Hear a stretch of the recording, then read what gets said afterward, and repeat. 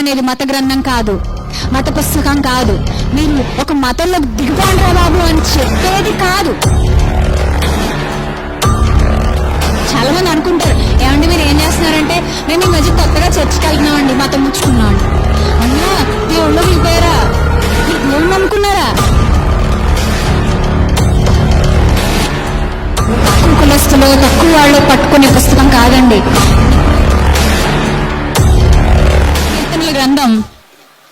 కీర్తనల గ్రంథం 127వ కీర్తన. కీర్తనలు అంటే ఏం లేదండి, ఏం సంస్కృత పదాలు కాదు, పాటలు అని అర్థం అనమాట. బైబిల్లో కొన్ని పాటలు ఉన్నాయి. ఆ పాటలను దేవుడు చాలా విలువైన ఆత్మ సంబంధమైన జ్ఞానంతో రాయించారు.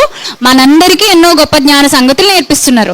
సరే, 127వ కీర్తన, దయచేసి అందరూ బైబిల్స్ ఓపెన్ చేయండి. 127వ కీర్తన 3వ వచనం.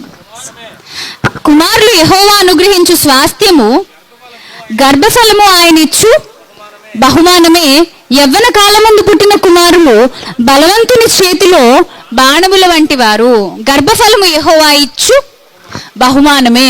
మనం ఎవరికైనా బహుమానం ఇవ్వాలంటే వాళ్ళు మనకి ఎంత ఇచ్చారు, కావలసిన వాళ్ళ కాదా, భవిష్యత్తులో మనకు ఉపయోగపడతారా లేదా వేస్ట్ క్యాండిడేట్లా, మనకి పెద్దగా బొత్తిగా అక్కడికి రానోళ్ళ అని ఆలోచించుకుని మనం తిరిగి ఇచ్చేది ఉంటుందండి. కానీ మతాలకు అతీతంగా, కులాలకు అతీతంగా నేను మాట్లాడుతున్నాను. ఈరోజు మానవ శరీరం అనేది మనకి ఎవరి చేత ఇవ్వబడుతుంది? దయచేసి ఈ పాయింట్ని మీరు అందరూ గుర్తించాలని నేను కోరుకుంటున్నాను. మానవ దేహం అనేది ఎవరి చేత ఇవ్వబడుతుంది? సాక్షాత్తు భగవంతుడు అందామో, సృష్టికర్త అందామో, పరమాత్ముడు అందామో, దేవుడు అందామో, ఎన్ని పదాలతో పిలిచినా ఒకటే, ఒక చోటకే వెళ్ళి చేరుతుంది. ఆ అద్భుతమైన సృష్టికర్త తండ్రి అని తనని తాను మన కోసం పరిచయం చేసుకున్నాడు బైబిల్లో. తండ్రి, డాడ్, పిత, మనందరికీ తండ్రి. ఆ తండ్రి ఈ శరీరాన్ని మనమేదో గొప్పోళ్ళం అని ఇవ్వలేదు, లేదా మనకిచ్చే బిడ్డలకు కూడా మనమేదో నీతిమంతులు అని ఇవ్వట్లేదు.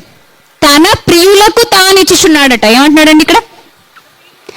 తన ప్రియులకు, తన ప్రియులు నిద్రించుచుండగా ఆయన ఇస్తున్నాడు. తన ప్రియులకు తాను ఇస్తున్నాడు. మనందరినీ దేవుడు ప్రియులు అంటున్నాడు. చాలా ఇష్టం మీరు అంటే నాకు అంటున్నాడు. మానవ జాతిలో ఎన్నో అద్భుతమైన లక్షణాలు ఉన్నాయి. ప్రేమ, సంతోషం, ద్వేషం, ఈర్ష్య, కక్షలు, అసూయలు నిజంగా అద్భుతమైనవి. ఇవన్నీ అంటే చాలా అద్భుతమైనవి. ఎందుకు అద్భుతమైనవి అంటున్నానంటే వాటి పవర్ చాలా గొప్పదండి. ప్రేమ పవర్ ఎంత గొప్పదో ద్వేషం పవర్ కూడా అంతే గొప్పది. కాదని వాళ్ళు ఎవరైనా ఉన్నారు ఇక్కడ? ప్రేమ ఎంత గొప్ప కార్యాలు, ఎంత శక్తిని అయితే ఇస్తుందో ద్వేషంతో ఉన్నవాడు కూడా అంతే పవర్ఫుల్గా వెళ్ళిపోతాడు. కాకపోతే ప్రేమ నుంచి వచ్చే ఫలితాలు వేరు, ద్వేషం నుంచి వచ్చే ఫలితాలు వేరు. మానవులుగా దేవుడు మనలో ఎన్నో అద్భుతమైన సుగుణాలను పెట్టాడు. అందుకే నా స్వరూపము నా పోలిక అన్నాడు. మనుషులు దేవుని స్వరూపం. దేవుడు తన ప్రియులైన వాళ్ళకి ఇస్తున్నాడండి, పిల్లల్ని ఇస్తున్నాడు.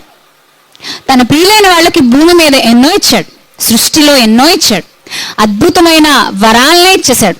ఆదికాండం 1వ అధ్యాయంలో అంటాడు, ఆదాము అవ్వలని పిలిచి వాళ్ళని ఆశీర్వదించి వాళ్ళతో ఒక నిబంధన చేసుకున్నట్టుగా ఉంటాయండి మాటలు. ఏమంటాడు వాళ్ళకి ఆశీర్వాదం ఇస్తూ? ఏ ఆశీర్వాదం ఏమంటాడు? మీరు ఫలించి అభివృద్ధి పొంది భూమిని నిండించండి. అంటే భూమిని నిండించటం దేవుని యొక్క సంకల్పం.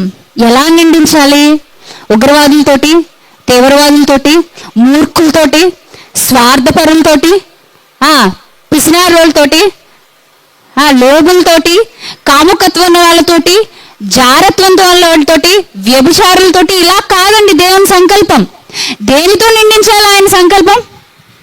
నేను పరిశుద్ధుడనై ఉన్న ప్రకారము మీరును పరిశుద్ధులై ఉండండి, సమస్త ప్రవర్తన యందు పరిశుద్ధులై ఉండండి.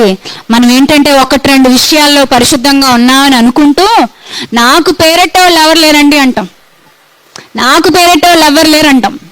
కానీ దేవుని ముందుకు వచ్చి నిలబడితే ఒక్కొక్కళ్ళు పరిశుద్ధత విషయంలో తేలిపోవాలండి.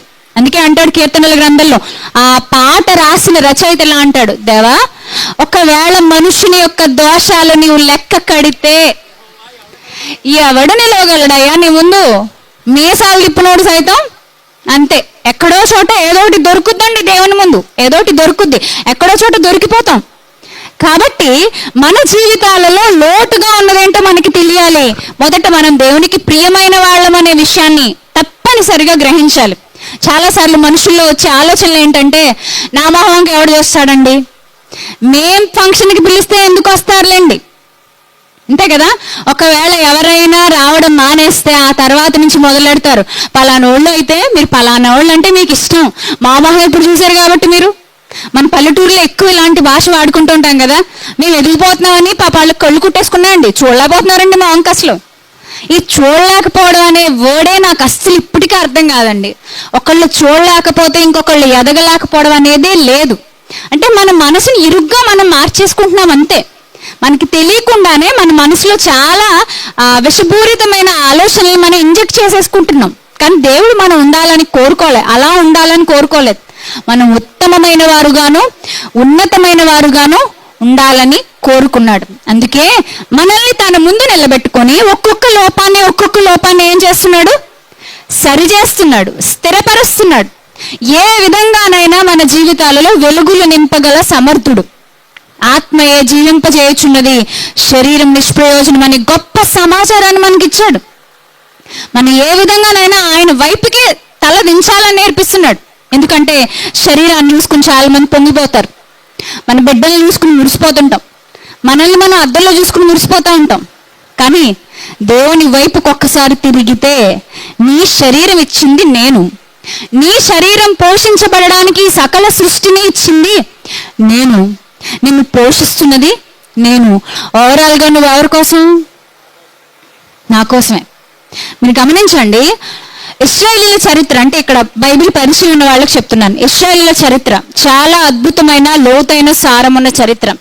ఆ చరిత్రలో మిగిలిన జాతి వాళ్లతో పోలిస్తే ఎవ్వరికీ లేనంత గొప్ప సమాచారం వాళ్ళకు వచ్చేసింది. ఎలాంటి సమాచారమో తెలుసా అది? అప్పటికి మిగిలిన జాతి వాళ్ళు ఎవరు? దేవుడు అని వాళ్ళు పిలుచుకునే వాళ్లతో వ్యక్తిగత సంబంధాలను కలిగి లేరు. బట్ ఎప్పుడైతే ధర్మశాస్త్రం అనేది ఒకటి వచ్చిందో, దేవుని ధర్మ విధులు ఎప్పుడైతే వచ్చాయో, అప్పటి నుంచే వ్యక్తిగత సంబంధం. దేవుడు ఒక మాట అనేసాడు అక్కడ, నేను మీకు తండ్రిని. ఏ దేవుడు ఎక్కడ ఎప్పుడు మిగిలిన ఆ ప్రజలతో చెప్పలేని ఒక పరమ రహస్యం, మీరు నాకు పిల్లలు, నేను మీకు తండ్రిని. అందుకేనండి బైబిల్లో ఉన్న ధర్మశాస్త్ర గ్రంథాన్ని చేతబట్టుకున్న ఎంతో మంది భక్తులు మురిసిపోయారు. దేవుని నిబంధనకు వాళ్ళు తల దించేశారు. అబ్బా ఏంటి ప్రభా అసలు ఇది, మిగతా రాజ్యాల వాళ్ళకి దేవుడికి చాలా దూరం ఉంది, కానీ మాకు చూస్తే ఇంత దగ్గరతనం ఎక్కడిది ప్రభా, ఇంత దగ్గరతనం ఇచ్చేసావేంటి నువ్వు? తండ్రి బిడ్డల సంబంధం చాలా విలువైంది ప్రియులారా, చాలా విలువైంది. ఆ తండ్రి మనకు మాదిరి చూపిస్తున్నాడు. ప్రియమైన వాళ్ళరా అని పిలుస్తున్నాడు, మాదిరి చూపిస్తున్నాడు. మనం చాలాసార్లు మాట్లాడుకుంటాం, ఇప్పుడు కూడా ఖచ్చితంగా మాట్లాడుకోవాలి. వీరా సత్యబాబు వాళ్ళ ప్రియ కుమార్తె దేవుడిచ్చిన అద్భుతమైన బహుమానం. చక్కగా దేవుని సంకల్పంతో దేవుని ఎరిగిన ఒక కుటుంబంలోని వచ్చి పడిపోయింది ఆ పిల్ల. తన్నితే బూరెలు బుట్టలు పడ్డట్టు అంటారు కదా, అలా వచ్చి పడిపోయింది ఆ పిల్ల. ప్రశస్త కాంతి. నిజంగా దాని జీవితం ఒక మంచి బాధ్యత కలిగిన భార్యాభర్తల చేతుల్లోకి వచ్చి పడింది. ఇప్పుడు ఆమె ప్రియమైనది, వాళ్ళకి ఏమైంది? ప్రియమైనది, చాలా ప్రియమైనది. నిజంగా ఆలోచించండి, మనం దేవుని ప్రేమను ఎంత స్వీకరిస్తామో అంతే ప్రపంచానికి చూపించాలనుకుంటాం. ఇక్కడ నేను క్రైస్తవులతో మాట్లాడుతున్నాను. దేవుని ప్రేమను మీరు స్వీకరించే దాంట్లో మీకు కత్తిరింపులు వచ్చినాయి అంటే చూపించే దాంట్లో కూడా ఏమొస్తాయి? కాబట్టి ప్రభు అన్నట్టుగా చెట్టు ఫలాలను చూసి దేని చెప్పచ్చట? చెట్టుని చెప్పేయచ్చు ఖచ్చితంగా. నీ ప్రవర్తన చూసి, నీ ఫలాలను చూసి నువ్వు ఎలాంటోడో ఎలాంటిదనో చెప్పేయచ్చు. దేవుని కుటుంబం అంటే విలువైన కుటుంబం అండి. దానిలోకి పిల్లలు వచ్చారంటే చాలా బాధ్యత ప్రభు మన మీద పెట్టారు. మనందరికీ తెలుసు, తల్లి గట్టు మీద మేస్తే బిడ్డ, మీ అందరికీ తెలిసిన సామెతగా ఇది, కరెక్ట్గా చెప్పానా? ఏమంటారు సామెత? తల్లి చేలో మేస్తే బిడ్డ గట్టు మీద వేస్తుంది. అంటే బిడ్డకి ఏమొచ్చేసింది ఇప్పుడు తల్లిని చూసి? మా అమ్మే చేలోకి వెళ్ళి మేస్తుంది, బొత్తిగా నేను గట్టు మీద మేస్తే ఏం బాగుంటుంది, నేను కూడా ఎక్కడ మేయాలి ఇప్పుడు మా అమ్మలాగా? ఖచ్చితంగా ఖచ్చితంగా ఎక్కడ మేయాలి? నేను కూడా అంటే గట్టు మీద మేసేది నాకు సరిపోదు, నేను ఎక్కడ మేయాలి? ఎస్, ఇదే మీ అందరికీ పల్లెటూర్లలో మనకు చాలా వరకు తెలిసిన ఒక జ్ఞానం అండి ఇది. తల్లిదండ్రులు చూసి బిడ్డలు నేర్చుకుంటారు. ఎగ్జాక్ట్లీ ఖచ్చితంగా నేర్చుకుంటున్నారు ఇప్పటికీ. మన చుట్టూ ఉన్న యువత, యవ్వన పిల్లలు ఈ రోజుల్లో ఏమైపోతున్నారు మీ అందరికి బాగా తెలుసు. పల్లెటూరుల్లో కూడా ఫోన్లు వచ్చేసినాయి, సెల్ ఫోన్ రాజ్యం వెళ్తుంది, ఒక భయంకరమైన వల వేసేసింది పిల్లల మీద, ఎలా పట్టుకుని ఎలా నడిపిస్తుందో తెలియట్లేదు. అలాంటి టైంలోనే మనలో కరెక్ట్గా రెస్పాండ్ అవ్వాల్సింది ఏంటంటే దేవుని ప్రేమ అనే ఒక పాయింట్. ఆ దేవుని ప్రేమ ఉంది కాబట్టి మనం పుట్టాం, మన అమ్మ నాన్నలకు మనం పుట్టాం. దేవుని ప్రేమ ఉంది కాబట్టి మనకి మన బిడ్డలు పుట్టారు. నేను అందుకు ఇందాక ఆవచనంతోనే మొదలు పెట్టా, మీరు దేవునికి ఏమవుతారు? ప్రియమైన వారు. ఏమంటున్నాడు?